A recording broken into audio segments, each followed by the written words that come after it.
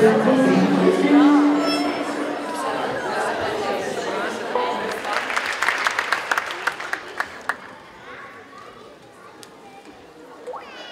spilvēt, mums būs sunīts.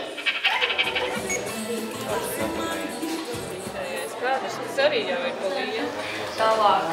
I have to agree because I have participated already. Tātad diskusijā, manuprāt, mums gāja labi, jo mēs tikām pie gan daudzpusīga redzējuma par bērnu kino, cik tas ir nozīmīgs izglītībā, cik tas ir nozīmīgs kino industrijas attīstībā, cik tas ir nozīmīgs festivālu veidotājiem un pēc galvenais, cik tas ir nozīmīgs skatītājiem.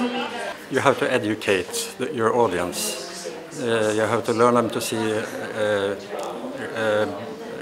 diversity of kind of films. Even though I love animation, is to not too many live-action films for children. There should be more, and films from everywhere around the world should be screened in the ordinary cinemas as well. Plak, plak, plak, plak, plak, plak. Lupatiņi tas ir projekts. Tā ir tāda, varētu teikt, pasaule pirmskolas vecuma bērniem. Tas ir stāsts par 4 malduma bērniņiem – Zeķīti, Lakatiņu, Spilventiņu un Cimdiņu.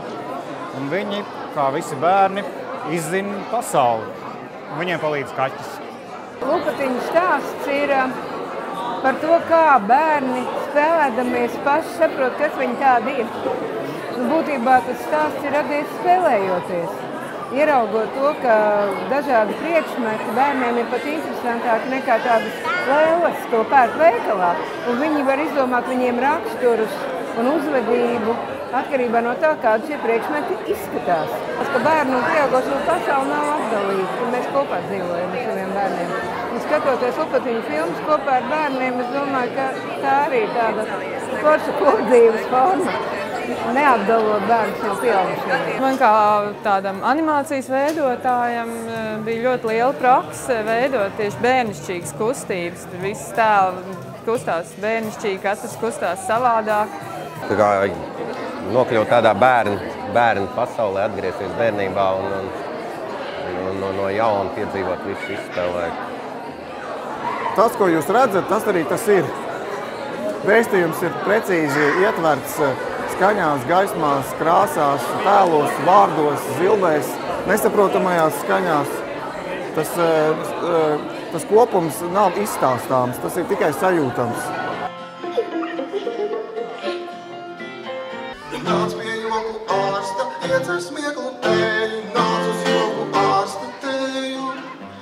Mēs šodien taisam ar bērniem Lupatiņu animāciju. Viņi paši animē Lupatiņus vai arī raksta scenārijus. Ir uztaisītas galvenie varoņi, Cimdiņš, Zeķīte, Spilventiņš un Lakatiņš. Un ir arī dažādi tādi kaut kādi priekšmeti no filmas, un tad bērni var paši kaut kādu savu epizodi izdomāt un nofilmēt savu Lupatiņu epizodi. Un otra iespēja ir, ka ir scenāriji, kur viņi var, tukši scenāriji, un viņi var uzrakstīt savu scenāriju, ideju, un pēc tam mēs nodosim to filmas veidotājiem, un viņi varēs varbūt kaut ko izmantot no tās, tā.